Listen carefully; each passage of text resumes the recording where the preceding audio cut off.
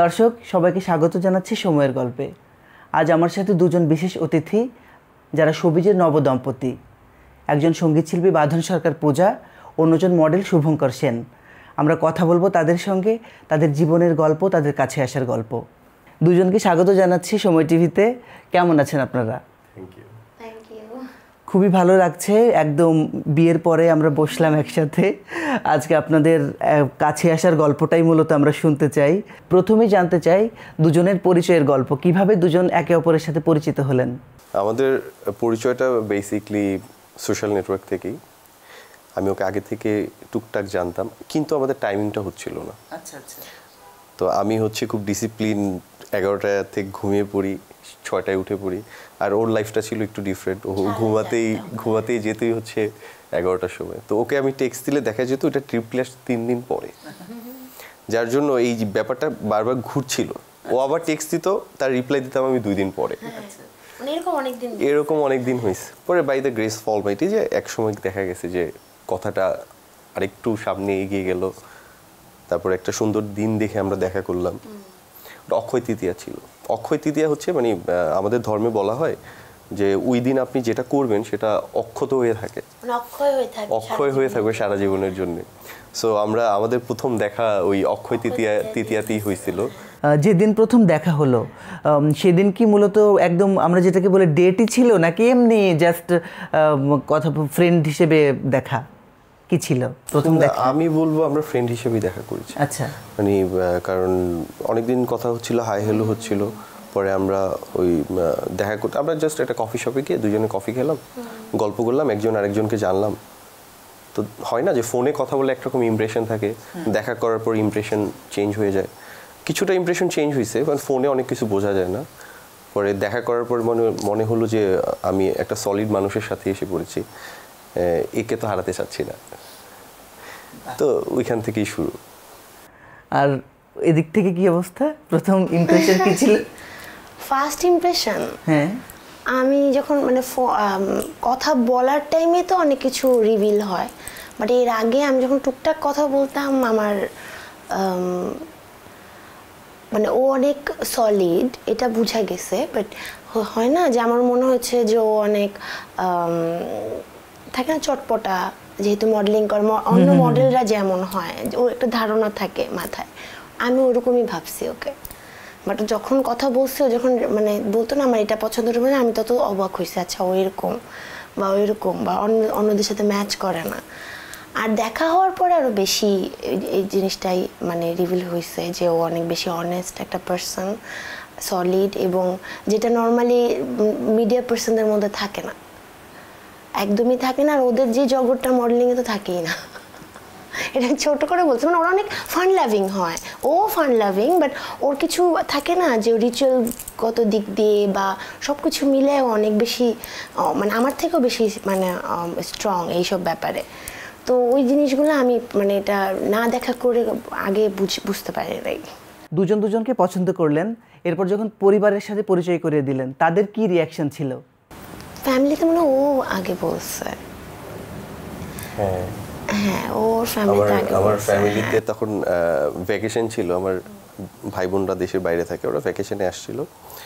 তখন আমি মানে তারাও আমাকে পুশ করতেছিল আপডেট কি, লাইফ আপডেট কি, এটা সেটা। তখন আমি বললাম যে আই এম সিইং সামওয়ান, তোমরা কথা বলে দেখতে পারো। পরে আমি ওকে ইনভাইট করলাম যে please have a lunch with us. পরে ও আসলো, সবাই ওকে দেখলো। আমি যেমন প্রথমবার দেখেই প্রেমে পড়ে গেছিলাম, ব্যাপারটা ওই রকমই। আমার ফ্যামিলি ওকে খুব সুন্দর করে গ্রহণ করে নিছে, যে সরলতা দেখে, ওর সব কিছু দেখে।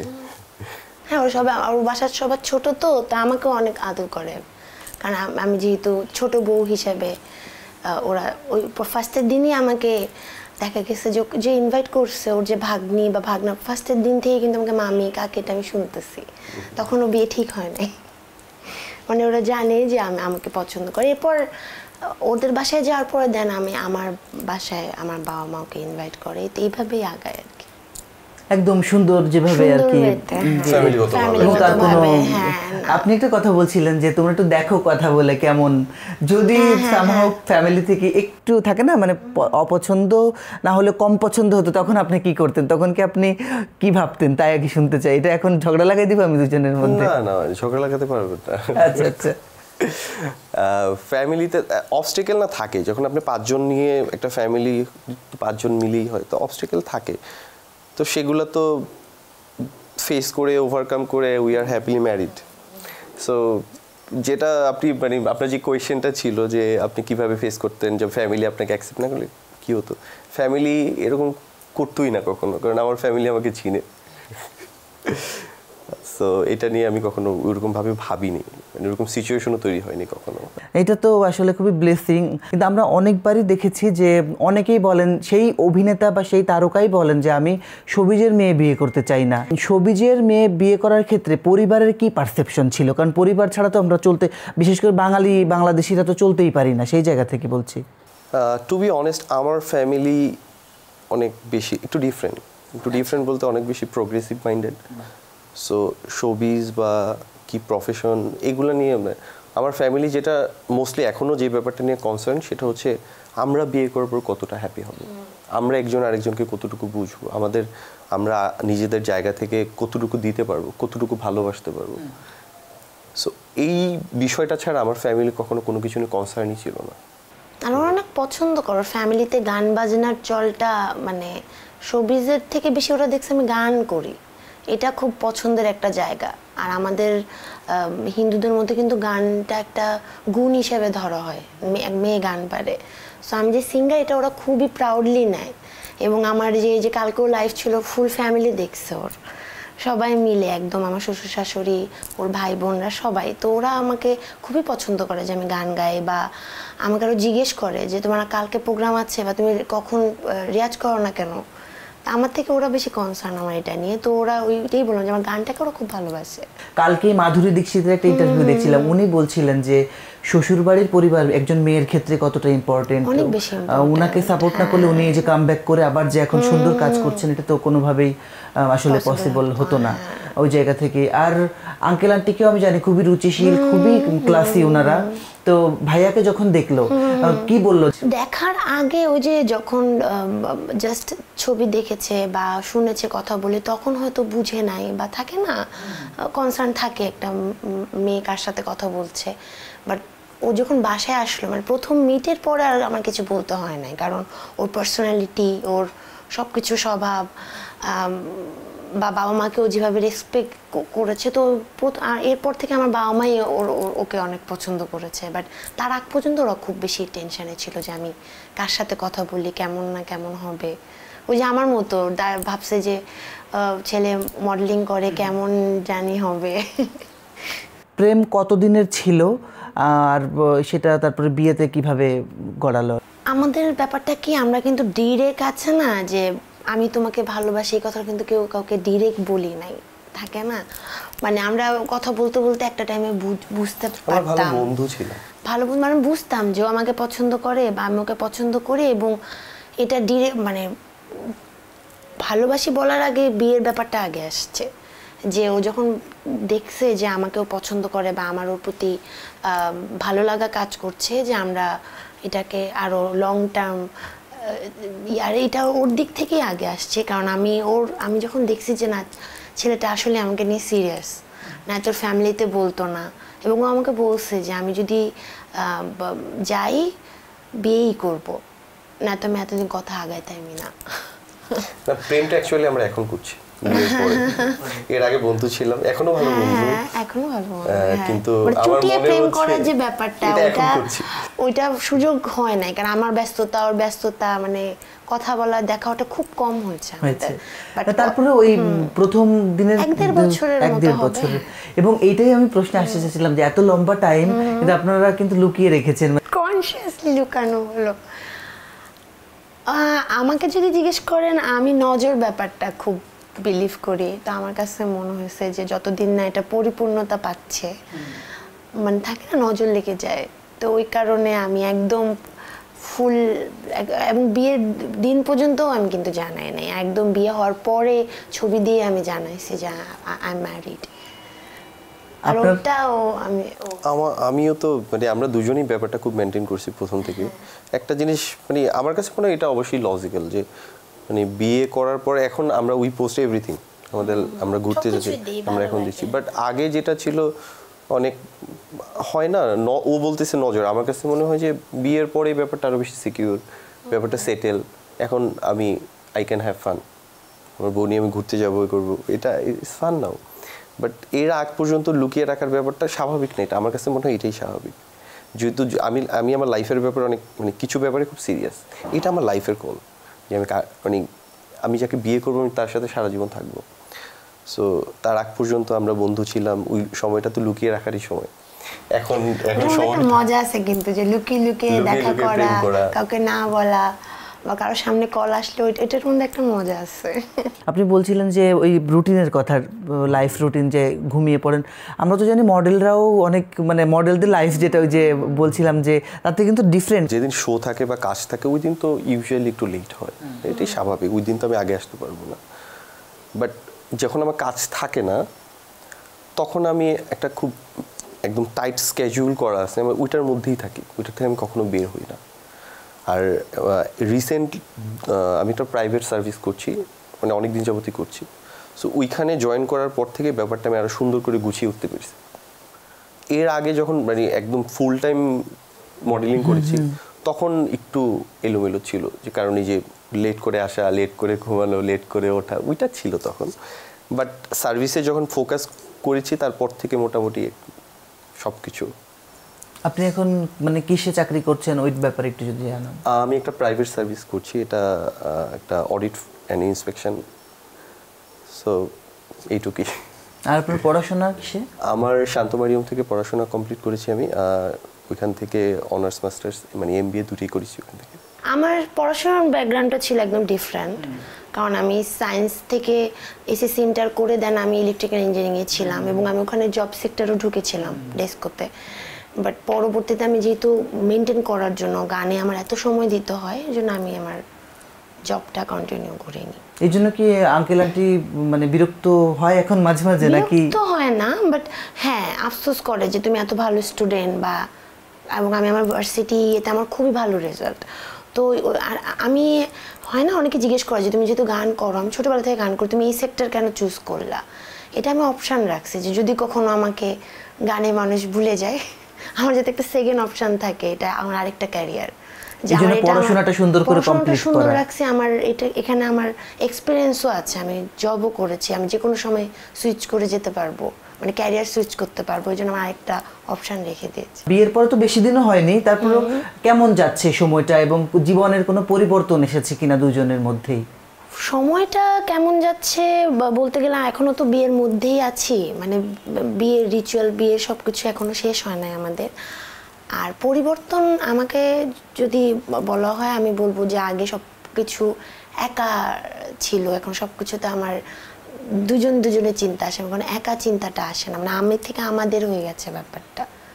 তুমি বলো তোমারটা। আমার কাছে যেটুক পরিবর্তন মনে হচ্ছে, ভালো লাগতেছে। আমি বিয়ের পরের লাইফটা অনেক এনজয় করছি, ছুটিয়ে প্রেম করছি।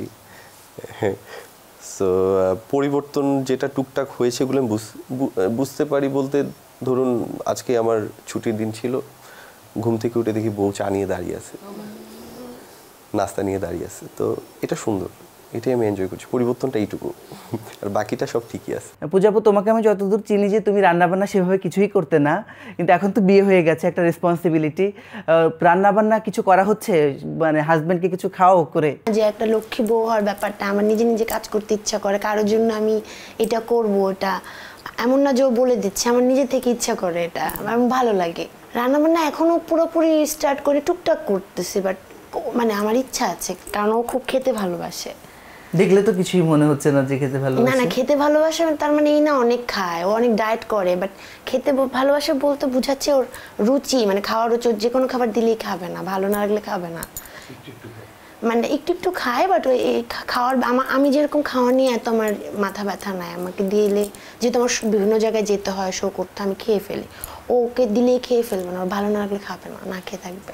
তাহলে তো একটু পেইনও আছে তাহলে, যে হ্যাঁ, তার মানে ভালো খাবার ভালো রান্না করতে হবে না, তো খাবে না। তোমার তো রান্নার গুণ আমি জানি না কিরকম, মানে মন জয় করতে কতদিন লাগবে রান্না না, দিয়ে? আমি ওর মানে বিয়ের আগে ওর বার্থডেতে রান্না করছিলাম প্রথমবারের মতো জন্য, ওটা ও জানে, আমি জানি না কেমন লাগছে। প্রথমবার আমার বার্থডেতে খাবার রান্না করে নিয়ে এসেছিল। ওটা আন্টি রান্না করে দিয়েছে? না না না, আমি রান্না করছি। আমি মাটন পছন্দ করি, আমার জন্য মাটন করে নিয়ে আসছিল, রোস্ট করে নিয়ে আসছিল, পোলাও করে নিয়ে আসছিল। মজা হয়েছে, মজা লাগছে। তো এখন তো আরো মজার মজার খাবার খেতে পারবো আই গেস। জীবনের একটা সুন্দর পথ চলা শুরু হয়েছে। নিজেদের গোল কি আসলে, মানে 10 বছর 20 বছর পরে নিজেদেরকে আসলে কোথায় দেখতে চান আপনারা? আমি ক্যারিয়ারটাই আগে বলি, যেমন আমি মাঝখানে কিন্তু কাজটা একটু কমিয়ে দিয়েছিলাম, কিন্তু ও কিন্তু আমাকে অনেক ইন্সপায়ার করে। যেমন আমার যখন ওর সাথে হাই হ্যালো হয়, তখন ও বলতো যে আমি চাই তুমি জীবনের শেষ দিন পর্যন্ত গান গাও। এবং ওর একটা আমি জানি না ওর মনে আছে কিনা, আমাকে একটা কথা বলছিল, আমার মানে ওইটা ফার্স্ট আমার ইমপ্রেশন কাজ করেছিল। আমি বলছিলাম আমার মিউজিক রিলেটেড যে কোনো কিছু আমি খুব পছন্দ করি, তখন ও বলছিল যে দেন মিউজিক ইজ মাই নেম। এটা খুব সুন্দর, মানে কিউট ছিল কথাটা, আমার মানে আমি খুব অ্যাট্রাক্ট ফিল করেছিলাম। তো ও তারপর আমি ফেসবুকে পোস্ট কম দেই, তুমি দেখবে আমি কিন্তু অ্যাক্টিভ না এত, বা ইউটিউবে অন্যরা যেরকম অনেক অ্যাক্টিভ, কদিন পর গান দিচ্ছে নিজের চ্যানেলে, ও এগুলো ব্যাপারে আমাকে খুব মোটিভেট করে যে তুমি পোস্ট দিচ্ছ না কেন। আজকেও বলতেছিল একটু আগে যে তুমি এটা তোমার পোস্ট দেওয়াটা হচ্ছে না, এইভাবে দাও এইভাবে দাও। তো এটার কারণে কিন্তু আমার মানে কাজ দেখা গেছে আমি আগে যা করতাম এখন কিন্তু একটু হলেও বেড়েছে, বা সামনেও আরও বাড়বে, কারণ ও আমাকে অনেক পুশ করে। বা আমি আগে ফোন আমার কাছে রাখতাম না, মানে ফোনে পাইতো না, এখন আমি অ্যাটেন্ড করতেছি, বা এই ব্যাপারগুলো বেড়েছে। আর পার্সোনাল লাইফের থিঙ্কিং আমাকে যদি বলেন, আমি বলবো যে আমি থাকে না যে বললো না চুটাই প্রেম করতেছি, আমার কাছে মানে আমি সবসময় চাই যে, আমি ওকে বলি যে তুমি সবসময় এরকম থাকবা। ও যেমন জিম ফ্রিক একটা ছেলে, বা তুমি যখন অনেক এইজ হবে 60 আপ হবে তখনও তুমি এরকমই থাকবা বডিওয়ালা। আমাদের নাতিপুতি হবে তখন আমরা এরকম নাতিপুতি থাকবে, আমরা ধরো বেঞ্চে বসে আছি হাত ধরে, তখনও চুটায় প্রেম করবো। মানে আমি ওই জায়গাটাই দেখতে চাই আমাদের। বিউটিফুল। আর আপনার নিশ্চয়ই একই রকমই চিন্তা, তারপর নিজে আপনার ভাষায়? আমার ভাষায় ব্যাপারটা হচ্ছে মানুষের, আমার কাছে মনে হয় প্রেমের শুরুটাই হয় 45-এর পরে। এখন যেটা করতেছি এখন তো হ্যাঁ এখন অবশ্যই সুন্দর একটা সময় যাচ্ছে, বাট মানুষের দেখা যায় যে আমাদের আশেপাশে 45 বা একটা সার্টেন এজ পরে না ভালোবাসাটা ফেড হয়ে যায়, কমে যায়। আমি এটা কখনো চাই না। আমি চাই আমাদের ভালোবাসা সবসময় রঙিন থাক, আমি ওর যত্ন নিই, ও আমার যত্ন নিক। তো লাইফ গোল বলতে এটাই, একসাথে বৃদ্ধ হতে চাই, এর থেকে সুন্দর আর কিছু নেই। আর পূজার ক্যারিয়ারের ব্যাপারে আমি পূজাকে সবসময় একটা কথা বলি যে পূজা, মানুষ স্বপ্নের সমান বড় হয়। তুমি স্বপ্ন দেখা কখনো বন্ধ করো না, তুমি এগিয়ে যাও, আমি তোমার সাথে সবসময় আছি। এটা হচ্ছে আমি ওকে সবসময় ইন্সপায়ার করি, কথাটা বলি যে তুমি এগিয়ে যাও, আমি তোমার সাথে আছি, যা হবে আমি দেখবো, আমি বুঝবো, তুমি জাস্ট এগিয়ে যাও, এইটুকুই। আর আপনার কাছে একটু জানতে চাই যে পূজার গান কেমন লাগে আপনার? আমি পূজার গানের সত্যি বলতে অনেক ফ্যান। এটা কি পরিচয় হবার আগের থেকে, যেহেতু সে অনেক বছর ধরে গান করে? এখানে একটা মজার ফ্যাক্ট আছে, পূজার সাথে আমার যখন প্রথম কথা হয় আমি তখন পূজার গান জানি না। আচ্ছা, মানে হয়তো আগে শুনেছে, জানে না যে আমি পূজাকে কিন্তু পছন্দ করেছি, বা মানে আমাদের ব্যাপারটা এগিয়েছিল, কিন্তু মানে একটা ভালো, আমি ওকে পছন্দ করেছি একটা ভালো মানুষ হিসেবে, অন্য কোনো কিছু সম্পর্কে আমার কোনো আইডিয়া ছিল না। এটা আমি জানি, এটা নিয়ে অনেক রকম কথা আসবে, বাট দিস ইজ ট্রুথ। ওকে আমি ভালো মানুষ হিসাবে পছন্দ করে এই পর্যন্ত এসছে। বাট গানগুলো আমি আগে শুনেছি, বাট তখন আমি জানতাম না পূজা, মানে ওই গানগুলোই যে তার গাওয়া, সেটা এটা জানতে আমার গান শুনেছে।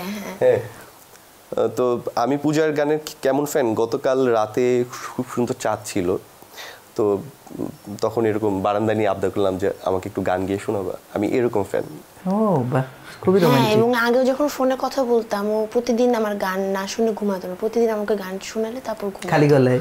হ্যাঁ, বাট এখন ওই যে বিয়ের পরে যেমন বললো যে আমাকে বারান্দায় নিয়ে যে চাঁদের সামনে বসে এখন একটা গান শোনাও, গান পছন্দ করে, খুব পছন্দ করে। শিল্পীরা তো মানে টাকা ছাড়া গান গাইতে খুব কার্পণ্য করে, এখানে কি হয়? ওই যে আমি তো ওরকম না দেখেই তো আমি ওর সাথে আছি। না আমি তো ভাবছিলাম তুমি বলবে যে তুমি ভালোবেসে শোনো।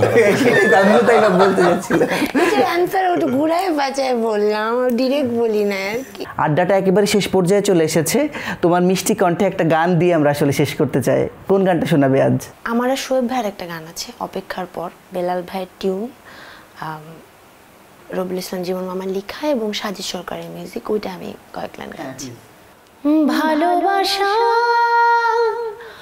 আলো আশার একটা প্রদীপ জেলে মনের ঘরে অনেক পরে সেই তো তুমি এলে, আমি মরে যেতাম মরে যেতাম এ জীবনে তোমাকে না পেলে, আমি মরে যেতাম মরে যেতাম এ জীবনে তো